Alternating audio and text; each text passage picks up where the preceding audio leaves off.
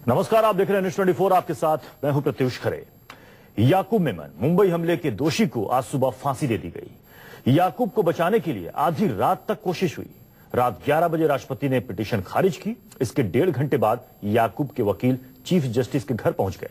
इसके बाद जो हुआ वो इतिहास में इससे पहले कभी नहीं हुआ।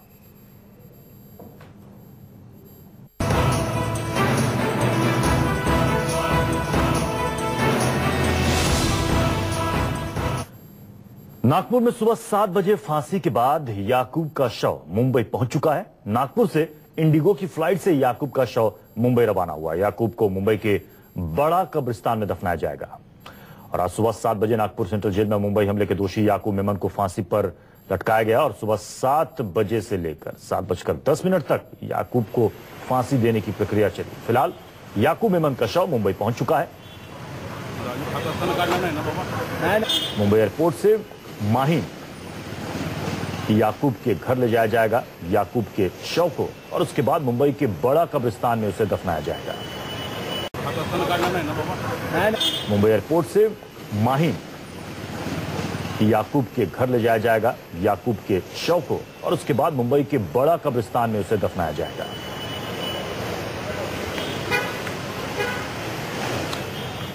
हमारे साथ अविनाश पांडे हमारे संवाददाता इस वक्त जुड़ चुके हैं। Avinash, dead body Mumbai airport से माहिम के लिए रवाना हो चुकी है? जी बिल्कुल, अब से थोड़ी ही देर पहले डेड बॉडी जो है वो पूरे पुलिस बंदोबस्त के साथ में मुंबई में जो माहिम स्थित उनका घर है अल हुसैनी, वहां के लिए रवाना की गई है। बंदोबस्त पूरी तरह से उनके साथ में है और ये पूरी कोशिश की जा रही है कि मीडिया के जो लोग हैं वो इस पूरी जो डेड बॉडी घर तक जा रही है उसको कवर ना करें, क्योंकि जिस तरह से पुलिस को डाउट है कि हो सकता है इससे किसी तरह का माहौल बिगड़े, और माहौल ना बिगड़ने की वजह से ही किसी भी प्रकार की शूटिंग या वीडियोग्राफी के लिए पुलिस ने मना किया हुआ है। चाहे अल हुसैनी की बात की जाए या फिर वो जगह बड़ा कब्रिस्तान जहां पर उनको दफनाया जाना है, दोनों जगहों पर बेहद कड़ी सुरक्षा की गई है। अल हुसैनी की बात करें तो पूरी तरह से छावनी में तब्दील हो चुका है माहिम इलाका। अविनाश, क्या कोई टाइम लिमिट या टाइम बाउंडेशन तय की गई है कि इतने बजे से पहले दफना दिया जाए याकूब मेमन को? देखिए, ये अभी टाइम बाउंडेशन तो नहीं तय की गई, लेकिन ये पूरी कोशिश है मुंबई पुलिस की और प्रशासन की कि जल्द से जल्द ये जो पूरी प्रक्रिया है फाइनल राइट की उसको खत्म किया जाए। कुछ देर जरूर रखा जाएगा अल हुसैनी में, ऐसा पुलिस के सोर्सेज बता रहे हैं। और दूसरी तरफ जहां याकूब की मां रहती है भिंडी बाजार में, चारनल वो इलाका हो सकता है, वहां पर भी लेकर के जाया जाए उनके शव को। और उसके बाद में पास में ही जो चंदनवाड़ी इलाका है जहां पर बड़ा कब्रिस्तान है, और उसके बाद में वहां पर दफनाया। अविनाश, ये बताइए कि माहिम से वो बड़ा कब्रिस्तान चंदनवाड़ी जो जगह है जिसके बारे में आप बता रहे हैं, वहां से कितनी दूरी पर होगा? देखिए, जिस तरह से पुलिस ने रूट मैप डिसाइड किया हुआ है, और अगर उस रूट मैप के हिसाब से पूरे बंदोबस्त के साथ जाएंगे तो तकरीबन आधे घंटे में माहिम से उस कब्रिस्तान तक पहुंचा जाया जा सकता है।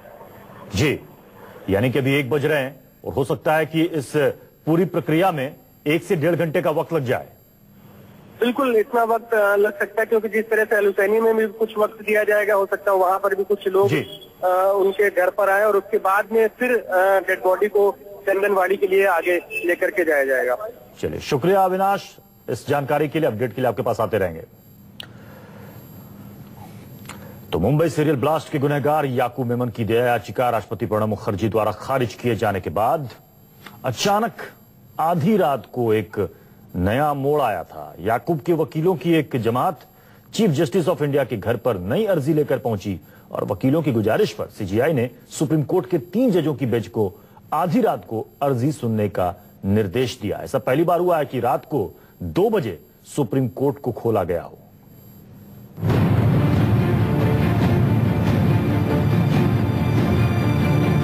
आधी रात को सुप्रीम कोर्ट खुला, बत्तियां जली और याकूब मेमन की फांसी की सजा पर 3 जजों वाली बेंच में सुनवाई शुरू हुई।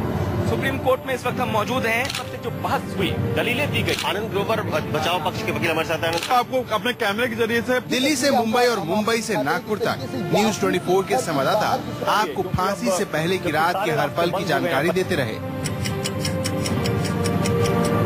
राष्ट्रपति ने याकूब मेमन की दया याचिका दोबारा ठुकरा दी।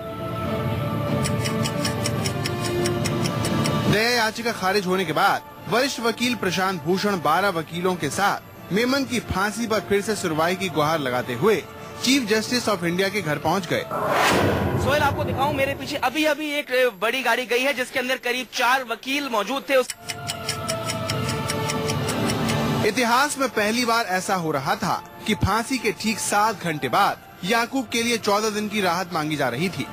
चीफ जस्टिस के घर पर चहल पहल शुरू हो गई और सुप्रीम कोर्ट के रजिस्ट्रार भी सुनवाई की प्रक्रिया को पूरा करने के लिए सीजीआई के घर पहुंच गए। रजिस्ट्रार ने याचिका की copy chief justice of India को सौंपी। करीब 1 बजे का समय हो रहा है। कितनी देर में चीफ जस्टिस साहब के जवाब का इंतजार करेंगे? चीफ जस्टिस ऑफ इंडिया ने न्यायमूर्ति दीपक मिश्रा की अध्यक्षता वाली 3 सदस्यीय बेंच को रात में ही सुनवाई करने की सलाह दी। प्रशांत भूषण सभी वकीलों के साथ जस्टिस दीपक मिश्रा के घर पहुंचे, लेकिन आधी रात को सुनवाई का वेन्यू बदल दिया गया। जा चुके हैं। आप किस लिए? राष्ट्रीय उलमा काउंसिल का राष्ट्रीय अध्यक्ष हूँ। आपका यहाँ आने का उद्देश्य? नहीं, मैं एक सामाजिक कार्यकर्ता हूँ, तो मैं आऊँगा। जस्टिस दीपक मिश्रा ने घर पर याचिका सुनने के बजाय सुप्रीम कोर्ट की खुली अदालत में सुनवाई करने का निर्णय लिया। अटॉर्नी जनरल मुकुल रोहतगी भी सुप्रीम कोर्ट पहुंचे। सुप्रीम कोर्ट में इस वक्त हम मौजूद हैं और रात के करीब 2:15 बजे हैं। आप देख सकते हैं यहाँ का नजारा।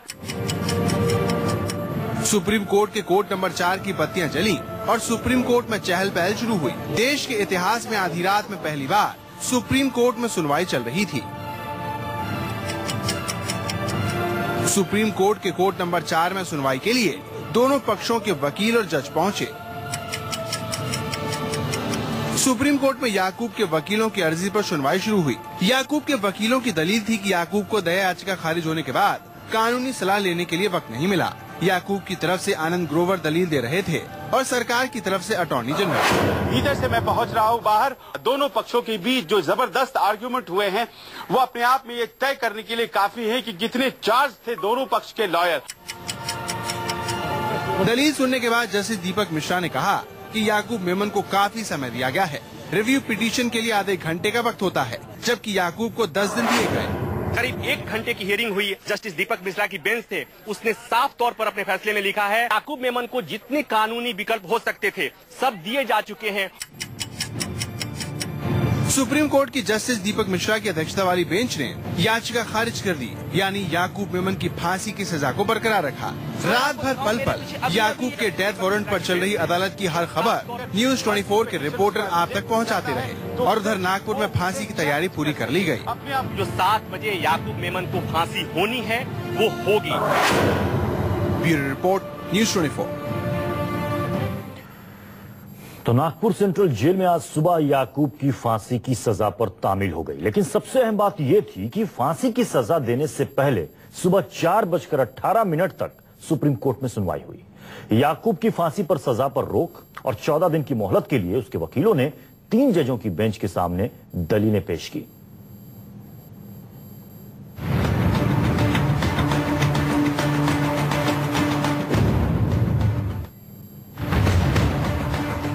इतिहास में ऐसा पहली बार हुआ जब रात को 2 बजे सुप्रीम कोर्ट की बत्ती जल रही थी। सुप्रीम कोर्ट के बाहर वकीलों का जमावड़ा लगा था। सुप्रीम कोर्ट के बाहर मीडिया का हुजूम उमड़ा था। 68 सालों में ऐसा कभी नहीं हुआ जो हो रहा था। देश देख रहा था एकटक, सांस रोककर। एक ऐसा फैसला आने वाला था जिस पर देश की नजरें टिकी थी। सुबह 3 बजे से शुरू हुई बहस सुबह 5 बजे खत्म हुई और ये फैसला आया कि याकूब मेमन को फांसी होगी। इस मामले में जहां पे इतना बड़ा अटैक हुआ था, इतनी लोग जिंदगियां गई थी, इसमें हम स्टे नहीं देते, ना कोई डिसमिस कर दिया। हाँ, जो भी टाइम फिक्स है 6:30 विल बी हैंग। याकूब की ओर से 3 वकील प्रशांत भूषण, वृंदा और आनंद ग्रोवर आधी रात कोर्ट पहुंचे थे। सरकारी वकील मुकुल रोहतगी भी पहुंच चुके थे। एक बार फिर सुप्रीम कोर्ट में याकूब की फांसी को लेकर जिरह और दलीलें शुरू हुई। याकूब के वकील आनंद ग्रोवर ने कहा, याकूब को 14 दिन का वक्त मिलना चाहिए। याकूब को दया की याचिका का अधिकार है। राष्ट्रपति ने जो दया याचिका खारिज की है उसकी कॉपी अभी तक याकूब तक नहीं पहुंची है। साल 2014 में याकूब के भाई ने दया याचिका की अपील की थी, लेकिन इस बार याकूब ने खुद दया की अपील की है। इस मामले में जहां पे इतना बड़ा अटैक हुआ था, इतनी लोग जिंदगियां गई थी, इसमें हम स्टे नहीं देते, ना कोई रिस्ट्रिक्शन कर दिया। हाँ, जो भी टाइम फिक्स है 6:30 विल बी हैंग। याकूब के वकील आनंद ग्रोवर की दलील के बाद बारी सरकारी वकील मुकुल रोहतगी की थी। अटॉर्नी जनरल मुकुल रोहतगी ने जब बोलना शुरू किया तो जस्टिस दीपक मिश्रा सांस रोककर सुन रहे थे। इस केस में जो सुप्रीम कोर्ट ने भिन्नता दिखाई है कि जो पहली मर्सी पिटीशन पेश की गई थी उसके आधार पे हमें चुनौती करनी चाहिए थी, उसमें हमें सुप्रीम कोर्ट से असहमति है, क्योंकि आखिरी जो हुई है मर्सी पिटीशन वो खुद याकूब मेमन ने अभी की थी। अटॉर्नी जनरल मुकुल रोहतगी ने कहा, बार बार याचिका से सिस्टम कैसे काम करेगा? ऐसे तो कभी भी डेथ वारंट की तामील नहीं हो पाएगी। राष्ट्रपति के पास दया याचिका के अलावा भी बहुत से काम है। 2014 में दया याचिका याकूब की सहमति से ही दाखिल हुई थी। अब जब ये सारा सब रिजेक्ट हो गया, उसके बाद इस तरह कोर्ट के आना, it's will be A travesty of justice अगर हम इसको स्टे करेंगे। इसलिए इस मामले में जहां पे इतना बड़ा अटैक हुआ था, इतनी लोग जिंदगियां गई थी, इसमें हम स्टे नहीं देते, ना कोई रिस्ट्रिक्शन कर दिया। हाँ, जो भी टाइम फिक्स है 6:30 विल बी हैंग। करीब 1:30 बजे तक चली इस बहस के बाद फैसला सुनाने की बारी थी। सभी की निगाहें जस्टिस दीपक मिश्रा के फैसले पर टिकी थी। फैसला सुनाते हुए जस्टिस दीपक मिश्रा ने कहा, याचिका में कुछ भी नई बात नहीं है। याकूब की दया याचिका 2014 में ही खारिज हो चुकी है। दया याचिका को चुनौती देने के लिए परिवार के पास काफी वक्त था। याकूब के परिवार को अपने बचाव के लिए पूरा समय दिया जा चुका है। याकूब की फांसी बरकरार रहेगी।